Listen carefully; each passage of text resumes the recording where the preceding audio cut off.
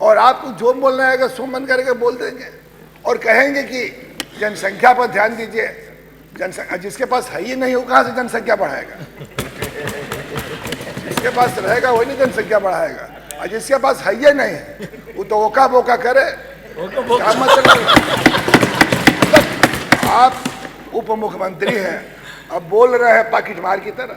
स्वास्थ्य मंत्री जी से कोई बात कर दी तो उनको बड़ा बुरा लग रहा है। कितने बहादुर है, ऐसा तरह कि हम लोग जानते नहीं है। और हम ये कहते हैं कि उप मतलब चुप। उप मतलब क्या है? चुप। काम कुछ नहीं करना है। मैं अपनी बात 15 मिनट बजट की चर्चा का उद्देश्य और आलोचना, जैसा कि बजट शलम मणि साहब चले गए रख कर, और अभी आपके सामने बजट पे बोलने का काम किया। मुझे तो एक बात शुरू करना है। एक अर्जुन सिंह चांद थे, उन्होंने कहा था कि लश्कर भी तुम्हारा है, सरदार तुम्हारा है, तुम झूठ को सच लिख दो, अखबार तुम्हारा है। इस दौर के फिरियादी जाए तो कहाँ जाए, कानून तुम्हारा है, दरबार तुम्हारा।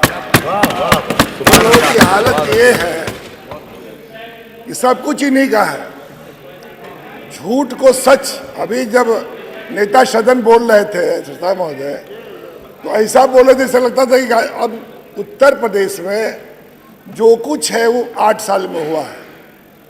उससे पहले उत्तर प्रदेश में कोई न हुकूमत थी, न कोई सरकार थी, न कोई काम हुआ था, और न कोई एयरपोर्ट। मतलब इलाहाबाद में क्या जहाज नहीं उतरती थी, आगरा में जहाज नहीं उतरते थे।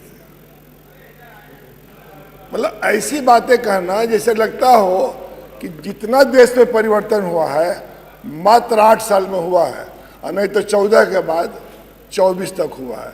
इससे पहले ये देश था नहीं। इस बात को जानकारी हो जाए कि ये देश 6000 वर्षों का देश है।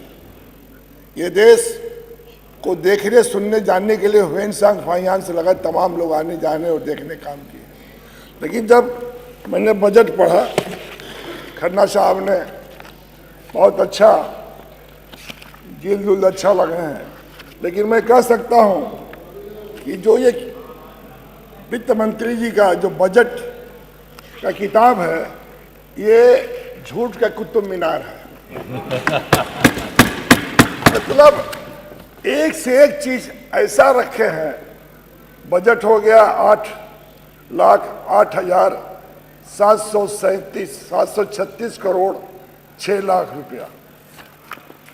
और आप पता कर लीजिए, अभी हमारे नेता विरोधी दल ने रखने का काम किया कि खर्च कहाँ हुआ है।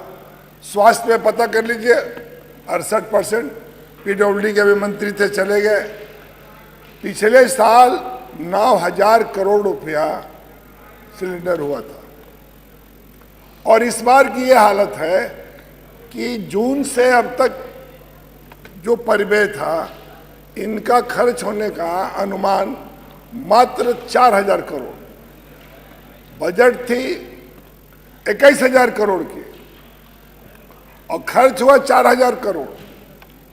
और इनसे पूछा जाए तो विकास की बात, और ने तुम नेता सदन ने कहा हम सबकी विकास चाहते हैं, हम पूरे सदन की विकास चाहते हैं। आप पता कर लीजिए विपक्ष के किसी विधायक का त्वरित में कोई काम हुआ है? पहली बार अधिष्ठाता महोदय, हम लोग पूर्वांचल विकास नीति की स्थापना माननीय मुलायम सिंह इस दुनिया में नहीं है, माननीय चंद्रशेखर जी इस दुनिया में नहीं है, लेकिन उनकी रूह कहीं ना कहीं हम लोग को दुआ देती होगी। कैसे कैसे पूर्वांचल विकास नीति और बुंदेलखंड की स्थापना हुई है। उस समय पिछली पहली बार हुआ कि इसको हर साल बजट सेंट्रल गवर्नमेंट देगी, और पहली बार 20 करोड़ रुपया पूर्वांचल के लिए और 10 करोड़ रुपया बुंदेलखंड के लिए ये पैसा मिला।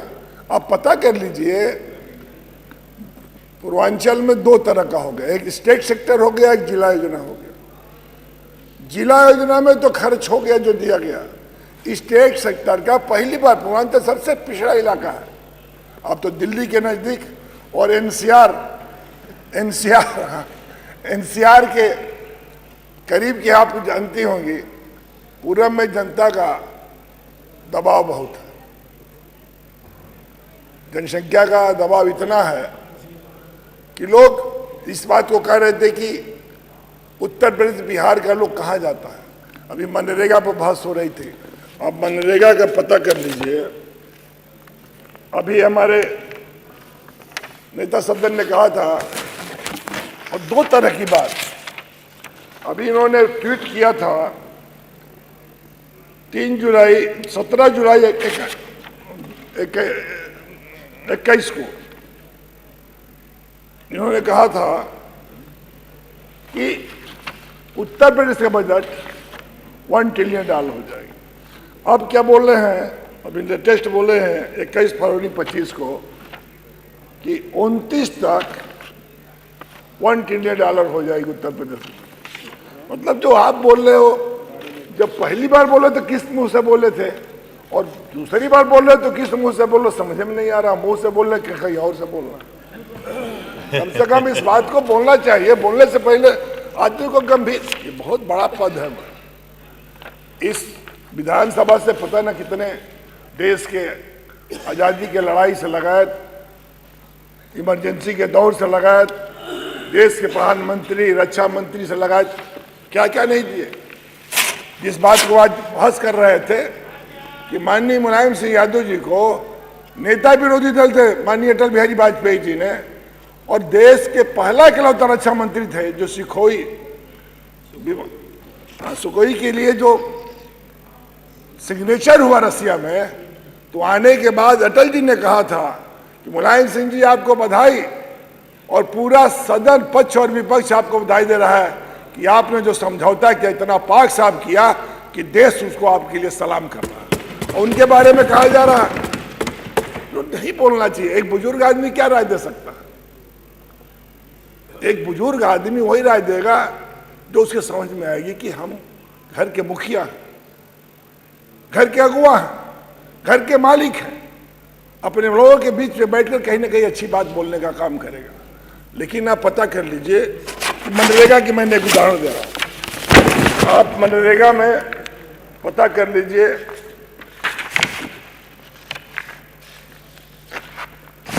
कि उत्तर प्रदेश में 237 रुपया, गोवा में 356 रुपया, हरियाणा में 374 रुपया, और तो और गुजरात में 286 रुपया, और उत्तर प्रदेश में कितना मिल रहा? 237। ये है मजदूरी में, जहां सबसे अधिक श्रमिक है, सबसे अधिक जनसंख्या का दबाव है, जहां सबसे अधिक मजदूर बंबई से लगाए, कलकत्ता से लगाए, पूना से लगाए, बंगलौर से लगाए, हिंदुस्तान के हर बड़े शहरों को संवारने, बनाने और उसे खूबसूरत बनाने का काम यदि किसी ने किया तो उत्तर प्रदेश के मजदूरों ने करने काम किया। लेकिन यहां मजदूरी कितनी मिल रही है? 237। और कहा जा रहा है, हम तो एक बात कहेंगे था महोदय कि इस देश का दुर्भाग्य चल रहा है कि इस देश को 4 लोग चला रहे हैं, 2 बेचने में लगा है, 2 खरीदने में लगा है। माननीय सदस्य, अब आपका समय खत्म हो रहा है, 7 मिनट हो गए। 7 मिनट बोला है। ये रख रहा हूं, पहला रख रहा हूं, और हमारी तरफ से बजट पर पहला है। पहला मैंने कहा कि ये तो यही बोलेंगे ना, पहले 4 लोग चला रहे हैं। अब पता के लिए क्या नहीं बेचा है, सब कुछ बिक गया, रेलवे बिक गया, एयरपोर्ट बिक गया, जेल बिक गया, गेल बिक गया, बिजली बिक गया, सेल बिक गया, LIC बेच दिया, कुछ बचा ही नहीं। जो जो मिलेगा सब बेच देंगे। उनका बस नहीं चल रहा है तो लोकसभा विधानसभा बेच देंगे। इनका यदि बस चले तो ये चाहेंगे कि लोकसभा और विधानसभा भी बेच दे। आप पता कर लीजिए, जिस बजट की बात हो रही है कि यहाँ हो क्या रहा है, खुल्लम खुल्ला, मतलब इस देश में एक लूट मची है। आदमी गजनी गोरी तैमूर लंग का नाम ले रहा है, गलत दे रहा है। इस समय जो दिल्ली में बैठने वाले लोग हैं, दोनों हाथ पैर सबसे लूट रहे हैं।